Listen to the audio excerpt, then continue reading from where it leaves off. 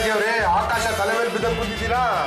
ನೆಟ್ಟು ಬೋಲ್ಟ್ ಎಲ್ಲ ಲೂಸ್ ಆಗ್ತಿದೆ. ಪಾಂಡುರಂಗಂಗ ಅಲ್ಲ, ಆಕಾಶದ್ದು ತಲೆ ಮೇಲೆ ಬೀಳೋದು ಒಂದು ಬಾ.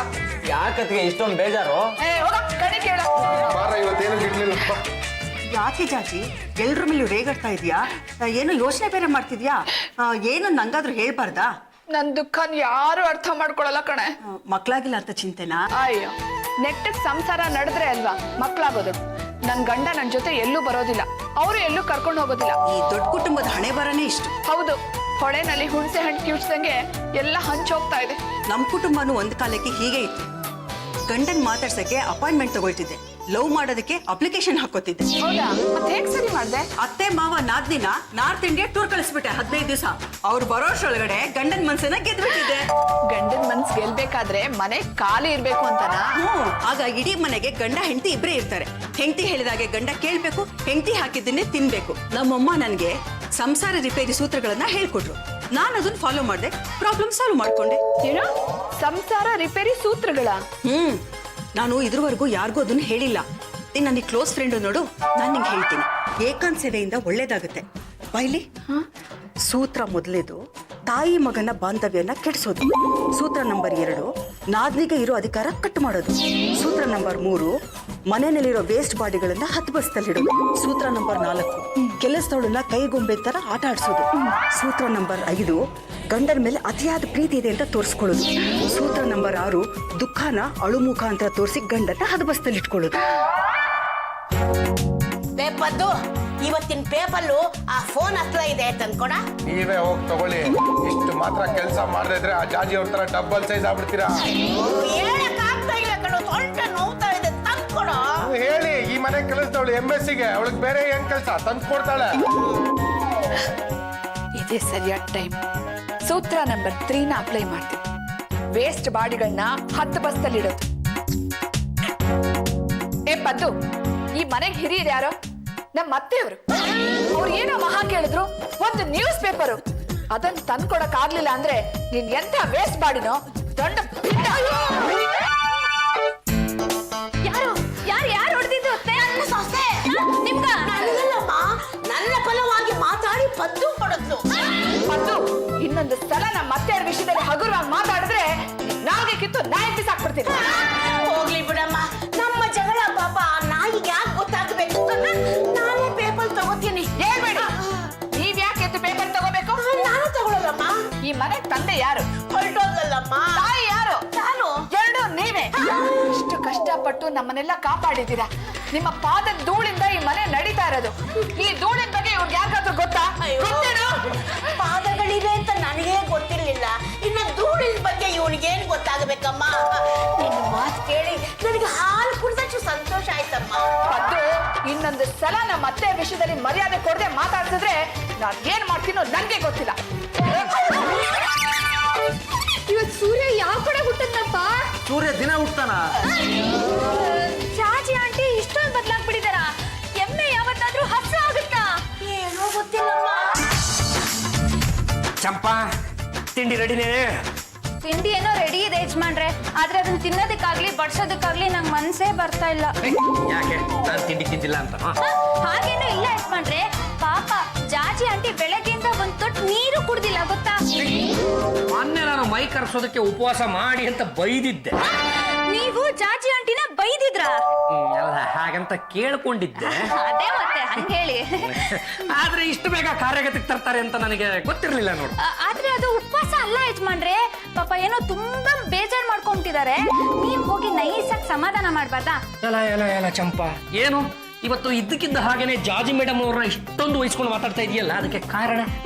ಅದು ನಮ್ಮತ್ತೆ ಅಂದ್ರೆ ನಿಮ್ ತಾಯಿಯವ್ರನ್ನ ಜಾಜಿ ಆಂಟಿ ಅವರು ತುಂಬಾ ಗೌರವದಿಂದ ಮಾತಾಡ್ಸಿದ್ರು ಯಜಮಾನ್ರೆ. ಅದಕ್ಕೆ ನನ್ಗೆ ಜಾಜಿ ಆಂಟಿ ಅವ್ರ ಬಗ್ಗೆ ತುಂಬಾ ಗೌರವ ಬಂದಿದೆ. ನಾವು ದೊಡ್ಡವರಿಗೆ ಗೌರವ ಕೊಟ್ರೆ ನಮಗಿಂತ ಕಿರಿಯರು ನಮಗೆ ಗೌರವ ಕೊಡ್ತಾರೆ. ಅಪರೂಪಕ್ಕೊಮ್ಮೆ ನಮ್ಮ ಮನೆಯಲ್ಲಿ ಒಳ್ಳೆ ಬೆಳವಣಿಗೆ ಬೆಳೀತಾ ಇದೆ. ಇದು ಹೀಗೆ ಮುಂದುವರಿಲಿ. ನಾನು ಹೋಗಿ ಮಾತಾಡ್ಸ್ಕೊಂಡು ಬರ್ತೀನಿ.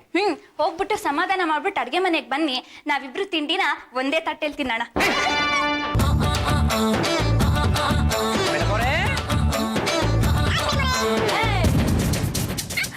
ಮೇಡಮ್ ಅವರು ಏನ್ ಮಾಡ್ತಾ ಇದ್ದಾರೆ?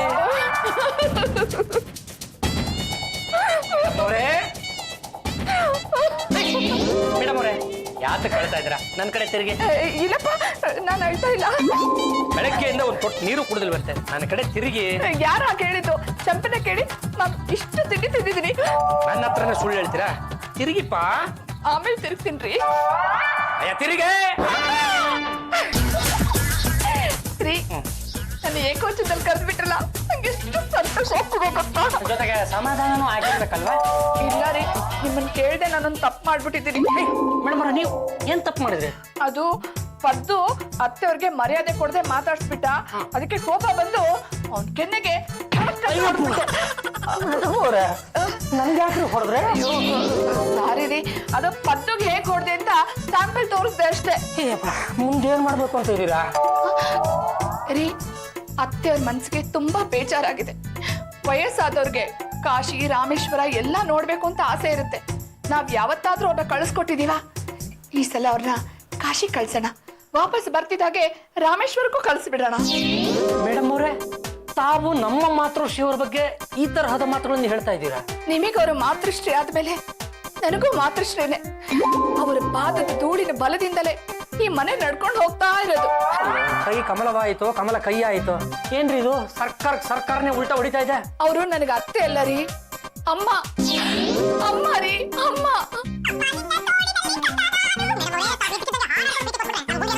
ಅದೇನ್ ಮಾಡ್ಬೇಕು ಅಂತ ಹೇಳ್ಬಿಡ್ರಿ ರೀ.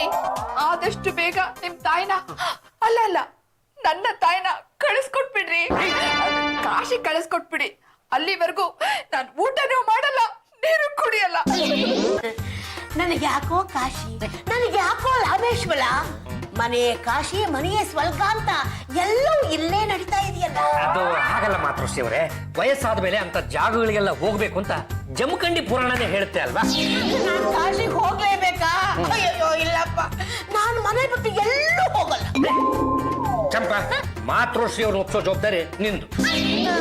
ಅವ್ರನ್ನ ಒಪ್ಸೋ ಜವಾಬ್ದಾರಿ ನಂದಾದ್ರೆ ನನ್ನನ್ನು ಒಪ್ಕೊಳ್ಳೋ ಜವಾಬ್ದಾರಿ ನಿಮ್ದು. ಅತ್ತೆ, ಅದು ನೀವ್ ಹೆಂಗೋ ಆ ಜಾಗಗಳೆಲ್ಲ ನೋಡಿಲ್ಲ, ಹೋಗ್ ನೋಡ್ಕೊಂಡ್ ಹೋಗ್ಬೇಕು ಅಂತ ಹೇಳ್ತಾ ಇದ್ರಿ. ಹೋಗ್ ನೋಡ್ಕೊಂಡ್ ಬಂದ್ಬಿಡಿ. ನಮ್ಮ ಯಜಮಾನಗಳು ಇದ್ದಾಗ ಕಾಶಿಗೆ ಹೋಗ್ಬೇಕು ಅಂತ ಇದ್ಲು. ಆದ್ರೆ ನಾನು ಒಬ್ಬಳನ್ನೇ ಬಿಟ್ಟು ತಾವು ಒಬ್ಬಳೇ ದೇವ್ರ ಪಾದ ಸೇರ್ಕೊಂಡ್ಬಿಟ್ರು. ಅದಕ್ಕೆ ಹೇಳ್ತಾ ಇರೋದು ನೀವು ಹೋಗಿ ಅಂತ. ನಾನು ದೇವ್ರ ಪಾದ ಸೇರ್ಕೋಬೇಕೇನೋ? ಹಾಗಲ್ಲ ಮಾತೃಶ್ರೀ ಅವರೇ, ಕಾಶಿಗೆ ಹೋಗಿ ಗಂಗಾ ನದಿನಲ್ಲಿ ಮುಳುಗಿ ವಿಶ್ವನಾಥ ಸ್ವಾಮಿ ದರ್ಶನ ಮಾಡ್ಕೊಂಡ್ಬಿಟ್ರೆ ನಿಮ್ಮ ಆಯುಷು ವೃದ್ಧಿ ಆಗುತ್ತೆ. ಹೋಗ್ ಬನ್ನಿ. ನನ್ನನ್ನು ಕಳಿಸೋದಕ್ಕೆ ಇಷ್ಟೊಂದು ಅವಸರ ಪಡ್ತಾ ಇದೆಯಲ್ಲೋ, ಯಾಕೆ? ಅದು ನೀವು ಇಲ್ಲೇ ಇದ್ರೆ ನನ್ನ ಪ್ರೀತಿನ ನಿಮ್ಮಿಬ್ರಿಗೂ ಸಮವಾಗಿ ಹಂಚ್ಬೇಕು ಅನ್ಸುತ್ತೆ. ಅದೇ ನೀವು ಊರಿಗೆ ಹೋದ್ರೆ ನನ್ನ ಇಡೀ ಪ್ರೀತಿನ ನಮ್ಮ ಯಜಮಾನ್ರಿಗೊಬ್ರಿಗೆ ಧಾರೆ ಎರಿಬೋದಲ್ಲ ಅಂತ. ನನ್ನ ಚಿನ್ನ, ನಿನ್ನ ಪ್ರೀತಿನ ನನ್ನ ಮಗನಿಗೆ ಧಾಲೆ ಎಳೆಯೋದಾದ್ರೆ ನಾನು ಕಾಶಿಗೇನು ಕೈಲಾಸಕ್ಕೆ ಹೋಗೋಕ್ಕೂ ರೆಡಿ. ಸಾಕು ಮಗನ್ ತರ ನೋಡ್ಕೊಳ್ತಾ ಇದ್ರು, ಮಲತಾಯಿ ತರ ಹೊಡೆದ್ಬಿಟ್ರಲ್ವ. ಅವ್ರು ಕೊಡೋ ಜುಜ್ಬಿ ಮಸಾಲೆ ದೋಸೆಗೋಸ್ಕರ ನಾವು ಯಾರ್ಯಾರಿಗೆ ಮಸಾಲೆ ಆಡ್ದಿಲ್ಲ ಅಂತದ್ರಲ್ಲಿ ಅವ್ರು ನಮಗ್ ಸಪೋರ್ಟ್ ಮಾಡೋದ್ ಬಿಟ್ಟು ನಿನಗೆ ಹೊಡೆದ್ಬಿಟ್ರಲ್ವ. ನನಗೆ ಹೊಡೆದಿದ್ದಾರೆ ಅಂದ್ಮೇಲೆ ನಿನ್ನನ್ ಬಿಡ್ತಾರೆ ನೋಡ್ಬಿಟ್ಲಾ. ಕೈ ಸೇದೋಗ. ಅಯ್ಯೋ ಅಮ್ಮ,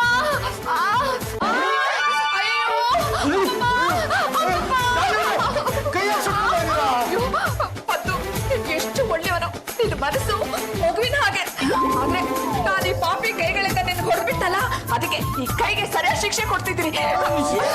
ಇದ್ದಕ್ಕಿದ್ದಾಗೆ ದೇವ್ರಾಗ್ಬಿಟ್ರಿ.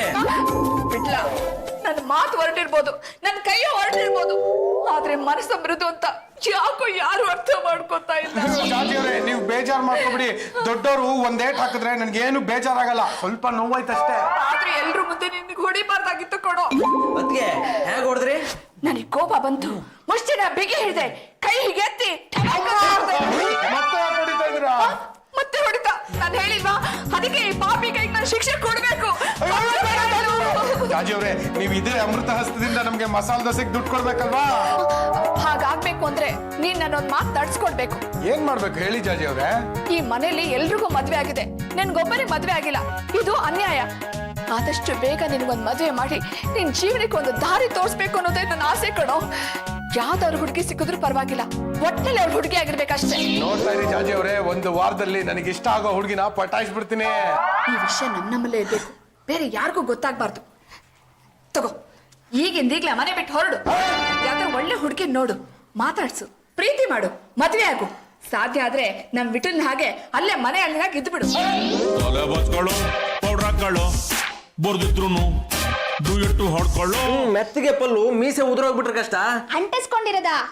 ಅಲ್ಲ, ಬೆಳೆಸ್ಕೊಂಡಿರೋದು. ಪಲ್ಲು, ನನಗೆ ಈ ಶರ್ಟ್ ಯಾಕೋ ಇಷ್ಟ ಆಗ್ತಾ ಇಲ್ಲ, ನಾನು ಬೇರೆ ಶರ್ಟ್ ಹಾಕೊಂಡು ಹೋಗ್ತೀನಿ. ಅಯ್ಯೋ, ಇದು ನನಗೆ ತುಂಬಾ ಇಷ್ಟವಾದ ಶರ್ಟ್ ಅಪ್ಪ, ಇದನ್ನೇ ಹಾಕೊಂಡು ಹೋಗಿ. ಪಲ್ಲು, ಈ ಶರ್ಟ್ ಹಾಕೊಂಡು ಹೋಗಿದ್ಕೆ ಲಾಸ್ಟ್ ಟೈಮ್ ಇಂಟರ್ವ್ಯೂನಲ್ಲಿ ಏನಾಯ್ತು ಗೊತ್ತಾ? ಏನಾಯ್ತು? ನಾನು ಇಂಟರ್ವ್ಯೂನಲ್ಲಿ ಡಮ್ ಅಂದ್ಬಿಟ್ಟೆ. ಈ ಶರ್ಟಿನ ವಾಸ್ತು ಸರಿ ಇಲ್ಲ, ನೆಕ್ಸ್ಟ್ ಟೈಮ್ ಇಂಟರ್ವ್ಯೂ ಬರುವಾಗ ಬೇರೆ ಶರ್ಟ್ ಹಾಕೊಂಡ್ ಬನ್ನಿ ಅಂತ ವಾಚ್ಮನ್ ಹೇಳ್ದ. ಇದನ್ನೇ ಹಾಕೊಂಡು ಹೋಗಿ, ಇದು ನಿಮ್ಗೆ ತುಂಬಾ ಲಕ್ಕಿ ಶರ್ಟ್. ಇದು ಹಾಕೊಂಡಾಗ ತಾನೇ ನಾನು ನಿಮಗ್ ಬಿದ್ದಿದ್ದು. ಆಗ ಬಿದ್ದವನು ಇನ್ನೂ ಎದ್ದಿಲ್ಲ. ಇವತ್ತಲ್ಲ ನಾಳೆ ಎದ್ದೇಳ್ತೀರಾ, ಇದನ್ನೇ ಹಾಕೊಂಡು ಹೋಗಿಪ್ಪ.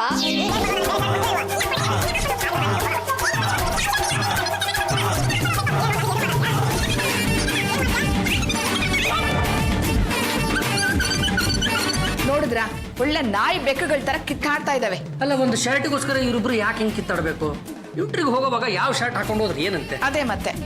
ಏ ಪಲ್ಲು ಬಿಟ್ಲಾ, ಬನ್ನಿ ಇಲ್ಲಿ. ನೋಡಿ ಅತ್ತಿಗೆ, ಇವರಿಗೆ ಈ ಶರ್ಟ್ ಚೆನ್ನಾಗಿಲ್ವಂತೆ. ಈ ಶರ್ಟ್ ಹಾಕೊಂಡು ಹೋಗಿದ್ದಕ್ಕೆ ಲಾಸ್ಟ್ ಟೈಮ್ ಇಂಟರ್ವ್ಯೂನಲ್ಲಿ ಫೇಲ್ ಆಗಿರೋದು. ಏ ಕೆಂಪು ಮಣ್ಣು, ಇಂಟರ್ವ್ಯೂನಲ್ಲಿ ಉತ್ತರ ಕೊಡೋದು ನಾವು ಹಾಕೊಂಡು ಹೋಗೋ ಶರ್ಟ್ ಅಲ್ಲ ಕಣೋ, ನಾವು ಕಲ್ತಿರೋ ಬುದ್ಧಿ. ಪಲ್ಲು, ಅಯ್ಯೋ, ಸಾಕು ಜಗಳ ಆಡ್ಬೇಡಿ. ನಿಮ್ಮಿಬ್ರು ಮಧ್ಯೆ ಸರಿಯಾಗಿ ಮಾತುಕತೆ ನಡೀತಾ ಇಲ್ಲ, ಹೊಂದಾಣಿಕೆನೂ ಇಲ್ಲ. ಯಾವತ್ತಾದ್ರೂ ನೀವಿಬ್ರು ಹನಿಮೂನ್ಗೆ ಹೋಗಿದ್ದೀರಾ? ಮದುವೆ ಮುಂಚೆನೂ ಹೋಗಿಲ್ಲ, ಮದುವೆ ಆದ್ಮೇಲೂ ಹೋಗಿಲ್ಲ. ಈ ಮನೆಯಲ್ಲಿ ಹನಿಮೂನ್ಗೆ ಹೋಗೋಕೆ ನಮಗೆ ಯಾರು ಬಿಡ್ತಾರೆ? ಅಲ್ಲ, ಇನ್ನೇನು ಸುಡು ಬೇಸಿಗೆ ಕಾಲ ಶುರುವಾಯ್ತು, ಇಂಥ ಹೊತ್ತಿನಲ್ಲಿ ಹನಿಮೂನಿಗೆ ಯಾಕೆ ಅಂತ. ಏನ್ರಿ ನೀವು ಹೀಗ್ ಮಾತಾಡ್ತಿದ್ದೀರಾ? ತಂಗಿ ಮದ್ವೆ ಮಾಡಿದ್ಮೇಲೆ ಹನಿಮೂನ್ ಕಳ್ಸಲ್ಲ ಅಂದ್ರೆ ಹೇಗೆ?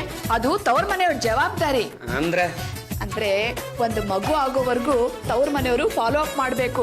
ಅಲ್ಲಿವರೆಗೂ ವ್ಯಾರಂಟಿ ಪೀರಿಯಡ್ ಇರುತ್ತೆ. ಅಲ್ಲ ಮೇಡಮ್ ಅವರೇ, ಇದ್ದಕ್ಕಿದ್ದ ಹಾಗೇನೆ ಎಲ್ರ ಮೇಲೆ ಇಷ್ಟೊಂದು ಅಕ್ಕರೆ ಕಾಳಜಿ ಪ್ರೀತಿ ಶುರು ಆಗ್ಬಿಡುತ್ತಲ್ಲ, ಇದು ಯಾವಾಗನಿಂದ ಅಂತ ನಿಮ್ಮನ್ನ ನೋಡ್ದಾಗ್ಲಿಂದ. ಏನು ಯೋಚನೆ ಮಾಡ್ಬೇಡಿ. ಈಗ ನೀವಿಬ್ರು ಒಟ್ಟಿಗೆ ಹನಿಮೂನ್ಗೆ ಹೋಗಿ ಡೆಲ್ಲಿಲಿ ಇಳ್ಕೊಂಡು ಕುಲು ಮನಾಲಿ ಸುತ್ಕೊಂಡು ರೊತಾಂಗ್ ಪಾಸ್ ನೋಡ್ಕೊಂಡು ಐಸಲ್ಲಿ ಆಟ ಆಡ್ಕೊಂಡು ಆರಾಮಾಗಿ ಬನ್ನಿ. ಎಷ್ಟು ಖರ್ಚಾದ್ರೂ ಪರವಾಗಿಲ್ಲ, ನಿಮ್ಮ ಅಣ್ಣ ಕೊಡ್ತಾರೆ. ಅಲ್ಲ ಮೇಡಮ್ ಅವರೇ, ಮಾತೃಶ್ರೀ ಅವರು ಇಲ್ಲಿಂದ ಡೆಲ್ಲಿಗೆ, ಅಲ್ಲಿಂದ ಕಾಶಿಗೆ, ಇವರಿಬ್ರು ಇಲ್ಲಿಂದ ಡೆಲ್ಲಿಗೆ, ಅಲ್ಲಿಂದ ಹನಿಮೂನ್ಗೆ. ಸಿಕ್ಕಾಪಟ್ಟೆ ಖರ್ಚು ಬಂದ್ಬಿಡ್ತಾರೆ. ಪರವಾಗಿಲ್ಲ, ಕೊಟ್ಟು ಕಳ್ಸಿ. ಪಾಪ ಮೊದಲನೇ ಸಲ ಹನಿಮೂನ್ಗೆ ಹೋಗ್ತಾ ಇದ್ದಾರೆ. ನೀವು ತುಂಬಾ ಒಳ್ಳೆಯವರು. ಹೌದು ಕಣೋ, ರಿಪೇರಿ ಸೂತ್ರ ಹೇಳೋರೆಲ್ಲ ಒಳ್ಳೆಯವರೇ ಆಗಿರ್ತಾರೆ. ರಿಪೇರಿ ಸೂತ್ರ ಅಂದ್ರೆ ಏನು? ಸಂಸಾರ ರಿಪೇರಿ ಸೂತ್ರ ಅಂತ. ಮುಂದೆ ನಿಮ್ಗೆ ಅರ್ಥ ಆಗತ್ತೆ. ಹನಿಮೂನ್ಗೆ ಹೊರಡ್ ಬನ್ನಿ, ನಿಮ್ಗೆ ಒಳ್ಳೇದಾಗ್ಲಿ. ಹೋಗ್ತಾ ಇಬ್ರು ಹೋಗಿ, ಬರ್ತಾ 3 ಜನ ಬನ್ನಿ.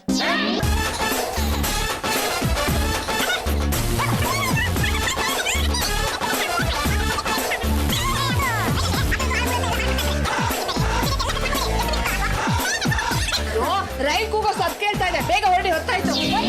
ಅಣ್ಣ, ಆಶೀರ್ವಾದ ಮಾಡ. ಹೊರಡಿ, ಹೊತ್ತಾಯ್ತು. ಅಯ್ಯೋ, ಬೇಗ ಹೊರಡ್ರಿ. ಏನು ಯಜಮಾನ್ರಿ, ಈಗ ಮನೇಲಿ ನಾವಿಬ್ರೇ ಇರೋದು. ನಾನ್ ಇಲ್ಲೇ ಇದ್ದೀನಿ. ನೀವು ಇಲ್ಲೇ ಇರಿ. ಏನು ಯಜಮಾನ್ರಿ, ಅಡ್ಗೆ ಮನೆಗೆ ಬನ್ನಿ, ಕೆನೆ ಹಾಕಿ ಕಾಫಿ ಮಾಡ್ಕೊಡ್ತೀನಿ. ಈಗ ನಾನು ಸೂತ್ರ ನಂಬರ್ 4 ಅಪ್ಲೈ ಮಾಡ್ತೀನಿ. ಚಂಪಾ, ಏನು ಜಾಜಿ ಆಂಟಿ? ನೀನು ಆಂಟಿ ಅಂತನಾದ್ರೂ ಕರೆ, ಅಕ್ಕ ಅಂತಾದ್ರೂ ಕೂಗು, ಏನು ಬೇಜಾರಿಲ್ಲ. ಮನೇಲಿರೋದು ಒಬ್ಳೆ, ಹೊತ್ತೋಗೋದಿಲ್ಲ, ಬೇಜಾರಾಗತ್ತಲ್ವಾ? ಸರಿ, ಟೈಮ್ ಪಾಸ್ ಮಾಡೋಕೆ ಅಂತ ಕಸ ನೀಟಾಗಿ ಗುಡ್ಸಿ, ನೀಟಾಗಿ ಒರೆಸಿ, ಬೆಡ್ಶೀಟು, ದಿಮ್ ಕವರು, ಕರ್ಟನ್ನು ಎಲ್ಲ ಒಗ್ದು ಹಾಕಿ, ಬೇಡ್ದಿರೋ ಸಾಮಾನೆಲ್ಲ ಕಟ್ಟಿ ಅಟ್ಟದ ಮೇಲೆ ಹಾಕಿ, ಟೆರೆಸ್ನ ಕ್ಲೀನಾಗಿ ಗುಡ್ಸಿ, ಮನೆ ಮುಂದೆ ಇರೋ ಗಿಡಗಳಿಗೆಲ್ಲ ನೀರ್ ಹಾಕಿ ರುಚಿಯಾಗಿ ಅಡಿಗೆ ಮಾಡಿಡು. ಏನು ಒಂದ್ ವಾರಕ್ಕಾಗೋ ಕೆಲಸ ಎಲ್ಲ ಒಂದೇ ಸತಿ ಹೇಳ್ಬಿಡ್ರಲ್ಲ. 5 ಗಂಟೆ ಒಳಗೆ ಈ ಕೆಲಸ ಮಾಡಿದ್ರೆ ಇಲ್ಲಿ ಇರ್ತೀಯ, ಇಲ್ಲ ಅಂದ್ರೆ ಗಂಟೆ ಮುಟ್ಟೆ ಕಟ್ತೀಯ. ಏನು ಯಜಮಾನ್ರೆ? ಏನು ಕರೆದಿದ್ದು? ಏನು ಯಜಮಾನ್ರೆ, ಒಂದ್ ರಾಶಿ ಕೆಲಸ ಹೇಳ್ಬಿಟ್ಟು ಇವತ್ ಸಂಜೆ 5 ಗಂಟೆ ಒಳಗೆ ಮಾಡಿ ಮುಗಿಸು ಅಂತ ಹೇಳ್ತಿದ್ದಾರೆ. ನನ್ನ ಕೈಲಾಗಲ್ಲ, ನಾನು ಊರಿಗೆ ಹೋಗ್ತೀನಿ. ನನ್ನ ಭಾಗಕ್ಕೆ 5 ಕೋಟಿ ಆಸ್ತಿ ಬರ್ತಾ ಇದೆ, ನೋಡ್ಕೊಂಡು ಅಲ್ಲೇ ಇದ್ಬಿಡ್ತೀನಿ. ಮೇಡಮ್ ಅವರೇ, ಇವಳನ್ನ ಊರಿಗೆ ಕಳಿಸಿ. ಅದು ಏನೇನು ಕೆಲಸ ಇದೆಯೋ ನನಗೆ ಹೇಳಿ, ನಾನು ಮಾಡ್ತೀನಿ. ರೀ, ಇಷ್ಟು ದಿನದಿಂದ ಕೆಲಸ ಮಾಡ್ತಾ ಇದ್ದಾಳೆ. ಈಗ ಮನೇಲಿ ಯಾರು ಇಲ್ದೇ ಇದ್ದಾಗ ಇವಳು ಕಳಿಸ್ಬಿಟ್ರೆ ನೋಡಿ ಜನ ಏನ್ ಅನ್ಕೊಳ್ತಾರೆ? ಒಂದ್ 15 ದಿವಸನ 1 ತಿಂಗಳು ರಜೆ ಕಟ್ ಕಳ್ಸಿ. ಈಗ 15 ದಿವಸ ರಜೆ ಬೇಕು ಅಥವಾ 1 ತಿಂಗಳು ರಜೆ ಬೇಕು? ಅಲ್ಲ ಯಜಮಾನ್ರೆ, ನಾನು ರಜಾ ಹಾಕ್ಬಿಟ್ಟು ಊರಿಗೆ ಹೋಗ್ಬಿಟ್ರೆ ನಿಮಗೆ ಕಾಫಿ ಕೊಡೋರು ಯಾರು? ನಾನು. ನಿಮಗೆ ತಿಂಡಿ ಕೊಡೋರು ಯಾರು? ನಾನು.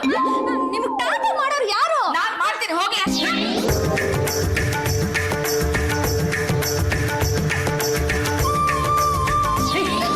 ಏನಿದು ನಾಗವಲ್ಲಿಯ ಸೌಂಡ್ ನಮ್ಮ ಮನೆಯಲ್ಲಿ? ನಾನ್ ಕಟ್ರಿ.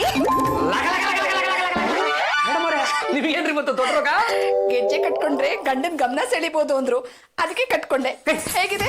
ಮೇಡಮ್ ಅವರೇ, ತಾವು ಹೆಜ್ಜೆ ಇಟ್ಟರೆ ಭೂತಾಯಿ ಗಡಗಡ ಅಂತ ನಡುಕ್ತಾಳೆ, ಅಂತದ್ರಲ್ಲಿ ಗೆಜ್ಜೆ ಯಾಕೆ ಬೇಕು? ಅಲ್ಲ, ಈಗ ನೀವು ಇಷ್ಟೆಲ್ಲ ಅಲಂಕಾರ ಮಾಡ್ಕೊಂಡು ಅದಾರನ್ನ ಕೊಲ್ಬೇಕು ಅಂತ ಹೊರಟಿದ್ದೀರಿ. ನನ್ನ ಸೌಂದರ್ಯ ನೋಡಿದ್ರೆ ಎಲ್ರು ಸತ್ತೋಗ್ತಾರೆ ಅಂತ ತಾನೇ ನೀವ್ ಹೇಳ್ತಾ ಇರೋದು. ಹೌದು ಮೇಡಮ್ ಅವರೇ, ತಾವು ಗೆಜ್ಜೆ ಕಟ್ಕೊಂಡು ಸಿಟಿ ಮಾರ್ಕೆಟ್ ಹತ್ರ ಹೋಗಿ ತಳ್ಳಾಂಗ ತದ್ದಕ್ಕಿನತ್ತು ಅಂತ ಒಂದೆರಡು ಸ್ಟೆಪ್ ಹಾಕ್ಬಿಡಿ, ಜನಗಳೆಲ್ಲ ಹಗ್ಗ ತಗೊಂಡು ಹಂಗಂಗೆ ಫ್ಲೈಓವರ್ಗೆ ನೇತಾಕೊಂಡ್ಬಿಡ್ತಾರೆ. ಅದನ್ನ ಬಾಯ್ಬಿಟ್ಟು ಹೇಳಕ್ಕಾಗಲ್ಲ ಮೇಡಮ್ ಅವರೇ, ಅದೆಲ್ಲ ಅವ್ರವ್ರ ಕಲ್ಪನೆಗೆ ಬಿಟ್ಟಿದ್ದು. ನೋಡಿ, ಕೈ ಮುಗಿದು ಕೇಳ್ಕೊತೀನಿ, ಆ ಗೆಜ್ಜೆನ ಬಿಚ್ಚಿಬಿಡಿ, ಇಲ್ಲಾಂದ್ರೆ ಗೆಜ್ಜೆಗಳಿಗೆ ಅವಮಾನ ಆಗುತ್ತೆ. ನೀವ್ ಇಷ್ಟು ಕೇಳ್ಕೊಂಡ್ರಲ್ಲ, ಖಂಡಿತ ಬಿಚ್ತೀರಿ.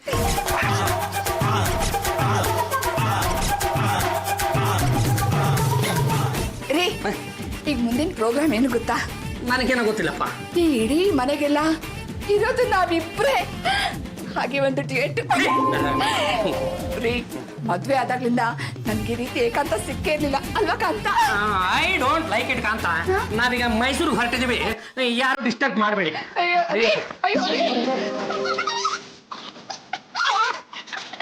ನೀವು ಮನೆ ಬಿಟ್ಟೆ ಹೋಗೋದಕ್ಕೆ ನಾನು ನಿಮ್ಮನ್ನು ಬಿಡೋದಿಲ್ಲ. ಮೇಡಮ್ ಅವರೇ, ಮೈಸೂರಿಗೆ ಹೋಗೋದು ಬೇಡ, ಹೊಟ್ಟೆ ಸಿಕ್ಕಾಪಟ್ಟೆ ಇಷ್ಟ ಇದೆ. ತಮಗೆ ಅಡಿಗೆ ಮಾಡೋದು, ಅಡಿಗೆ ಮನೆಗೆ ಹೋಗಿ ಅಭ್ಯಾಸ ಇಲ್ಲ. ಹೋಟೆಲ್ಗೆ ಹೋಗಿ ತಿಂಡಿ ತಿನ್ಕೊಂಡು ನಿಮಗೂ ಪಾರ್ಸಲ್ ಕಟ್ಸ್ಕೊಂಡ್ಬರ್ತೀನಿ. ನೋಡಿ, ನೀವಿಲ್ಲೇ ಇರಿ, ನಾನೇ ಹೋಟ್ಲಿಗೆ ಹೋಗಿ ತಿಂಡಿ ತಿನ್ಕೊಂಡು ನಿಮ್ಗೆ ಇಷ್ಟವಾದ ತಿಂಡಿ ಊಟ ಎಲ್ಲ ಪಾರ್ಸಲ್ ಮಾಡ್ಕೊಂಡ್ಬರ್ತೀನಿ. ಬಾಯ್. ಅಲ್ಲ ಮೇಡಮ್ ಅವರೇ,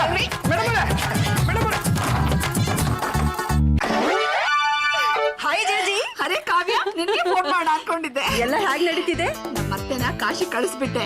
ಪದ್ದು ಬಿಟ್ಲ ಪಲ್ಲು ಚಂಪನ ಹೇಗೋ ಸಾಗಾಕ್ಬಿಟ್ಟೆ.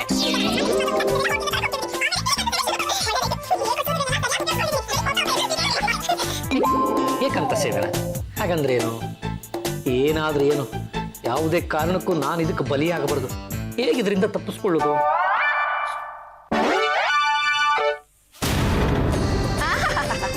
ಕಳ್ಳ ಮಲ್ಗಿರೋದು ನೋಡು, ಊತ್ ಕಣ್ಣೆಲ್ಲ ಹಚ್ಕೊಂಡು ರೊಕ್ಕರ ರಾಜ. ರೀ, ನಿಮ್ಗೆ ಹಸುವಾಗಿದೆ ಅಂತ ಗೊತ್ತು, ತಿಂಡಿ ತಂದಿದ್ದೀನಿ, ಹೇಳ್ರಿ ತಿಂದ್ರು ಅಂತೆ. ರೀ ಹೇಳ್ರಿ, ಅಯ್ಯೋ ಹೇಳಿ ಅಂದ್ರೆ. ರೀ, ಅಯ್ಯೋ ದೇವ್ರೆ. ಹಲೋ ಡಾಕ್ಟ್ರೇ, ನಮ್ಮ ಯಜಮಾನ್ರು ಏನೋ ಕುಡಿದು ಮಲಗ್ಬಿಟ್ಟಿದ್ದಾರೆ. ಏನು ಅಂತ ನೋಡ್ಲಿಲ್ಲ. ಒಂದ್ ನಿಮಿಷ ತಾಳಿ, ನೋಡ್ಬಿಟ್ಟು ಹೇಳ್ತೀನಿ.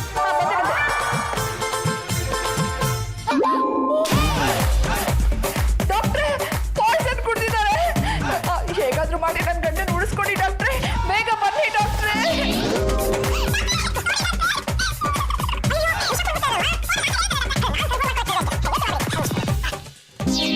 ಅಯ್ಯೋ, ನೋಡಿದ್ರೆ ಡಾಕ್ಟ್ರೇ, ನೀವು ಅಷ್ಟು ಜೋರಾಗಿ ಇಂಜೆಕ್ಷನ್ ಕೊಟ್ರು, ಒಂಚೂರು ಮಾತಾಡದೆ ಹೇಗೆ ಶಾಂತವಾಗಿ ಮಲ್ಕೊಂಡಿದ್ದಾರೆ.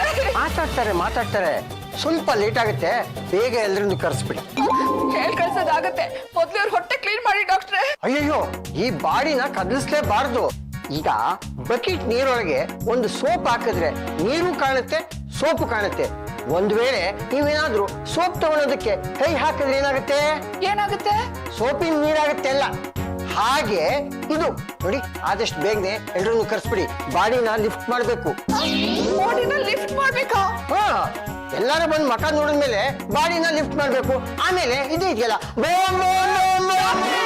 ಪ್ಲೀಸ್ ಹಾಗೆಲ್ಲ ಮಾತಾಡ್ಬೇಡಿ. ಹೇಗಾದ್ರೂ ಮಾಡಿ ನನ್ ಗಂಡನ ಪ್ರಾಣ ಉಳಿಸ್ಕೊಡಿ ಡಾಕ್ಟ್ರೇ. ಬೇಗ ಫೋನ್ ಮಾಡಿ. ಫೋನ್ ಮಾಡ್ತೀನಿ. ಮಾಡಿ.